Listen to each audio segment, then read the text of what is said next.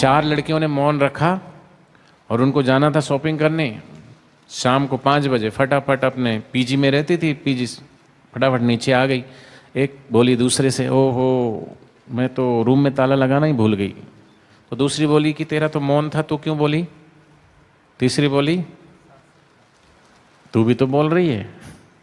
चौथी बोली मैं तुम तीनों से बहुत अच्छी हूं, मैं तो बिल्कुल नहीं बोली। तो ये कंट्रोल नहीं है अपने ऊपर। मौन रखना है तो मौन, तो मन का भी मौन, वाणी का भी मौन, तो थोड़ा सा मौन रखना चाहिए। 15 दिन में एक दिन उपवास रखना चाहिए एकादशी।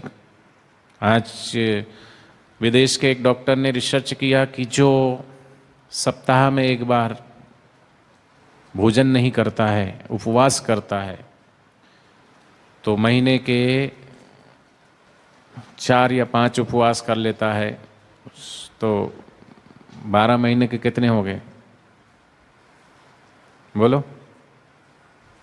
12 चौके 48। उसको कभी कैंसर नहीं होगा। ये तो उसने आज रिसर्च किया और उसको नोबेल पुरस्कार मिला। लेकिन हमारे ऋषि मुनियों ने तो बहुत पहले खोज कर ली कि कभी कभी उपवास रहना चाहिए। बापूजी बोलते हैं शरीर में किसी भी प्रकार की व्याधि है, उसको अगर दूर करना है तो अर्ध रोग हरे निद्रा। बापूजी बोलते हैं कि निद्रा से आधे रोग दूर हो जाते हैं और पूर्ण रोग उपवास। उपवास से शरीर की किसी भी प्रकार के दोष को निवृत्त किया जा सकता है। महाभारत में आता है कि लंघनम परम औषधम, लंघन के जैसी कोई औषधि नहीं। तो अभी जैसे निर्जला एकादशी आती तो कई लोग बिल्कुल कड़क उपवास करते हैं, बहुत सारे शरीर के दोष फिर उसमें जल जाते हैं, तो उपवास भी रखना चाहिए। हरि ओम। तो कुल मिला के मेरा ऐसा कहना है कि व्यर्थ का नहीं खाना, अर्थात बाजारू चीज़ों से बचना चाहिए। भगवान कृष्ण गीता में कहते हैं युक्त आहार विहारस्य, तो सात्विक भोजन करेंगे तो सात्विक बुद्धि का निर्माण होगा। जैसा खाए अन्न वैसा होए मन, जैसा पिए पानी वैसी होए वाणी। तो जितना जरूरी है उतना खाओ, घर का ताज़ा भोजन करो। भोजन बनते ही 48 मिनट के भीतर भोजन ग्रहण कर लेना चाहिए, नहीं तो 48 मिनट के बाद वो भोजन में धीरे धीरे तमस बढ़ना शुरू हो जाता है और 3 घंटे के बाद तो वो भोजन तामसी हो जाता है। तो बाजार का भोजन तो बिल्कुल तामसी है। फास्ट फूड खाना, जंक फूड खाना, चाउमीन खाना, बर्गर खाना, पिज़्ज़ा खाना, कुरकुरे खाना, कोल्ड ड्रिंक्स पीना, तरह तरह की चॉकलेट खाना। आजकल तो फास्ट फूड इतना चल गया है। हमारे देश में फास्ट फूड की आवश्यकता नहीं है। हमारे देश में हमारी संस्कृति अलग अलग ऋतु परिवर्तित होती है। सर्दियों में हम अलग चीज़ खाते हैं, गर्मियों में अलग चीज़ खाते हैं और बारिश के दिनों में अलग चीज़ खाते हैं। नहीं खाते। हमारे यहाँ ऋतुएं बदलते रहती है। विदेशों में जहाँ वहाँ 12 महीने ठंड है तो ठंड है।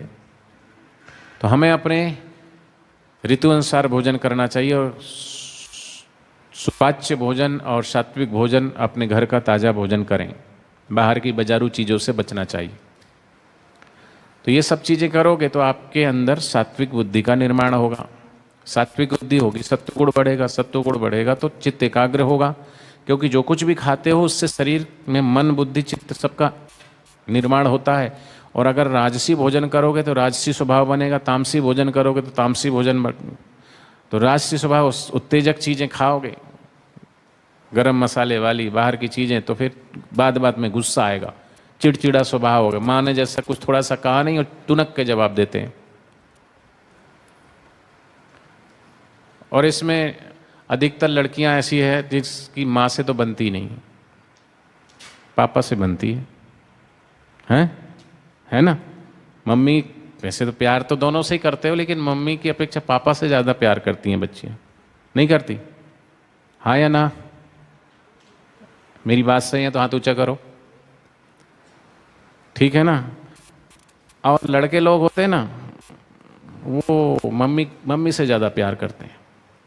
अब हमेशा घर में क्या शिकायत होती है, मम्मी जब बेटी को डांटती है तो बेटी क्या बोलती है, आप मुझे मेरे पीछे पड़े रहे, उसको तो कुछ बोलते नहीं हो।